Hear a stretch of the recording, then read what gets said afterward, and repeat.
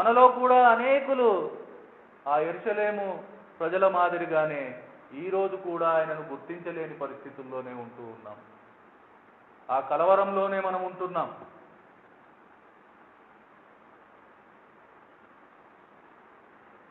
శిష్యులతో ఒక సమయంలో జరిగిన సంభాషణ మనం జ్ఞాపకం చేసుకుంటే, శిష్యులతో ప్రభు యేసు అడిగి ఉన్నారు, నేను మనుష్య కుమారుడు ఎవడని జనులు చెప్పుకుంటున్నారని శిష్యులను అడిగినప్పుడు ఒక పేతురు మాత్రమే సత్యాన్ని గ్రహించగలిగిన పరిస్థితి చూస్తాం.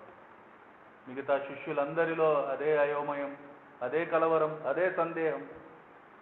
ఈరోజు మనలో కూడా చాలా మందిలో అదే పరిస్థితి. ఈరోజు ప్రభు అదే ప్రశ్న మనల్ని అడిగితే దానికి మన సమాధానం ఏంటి?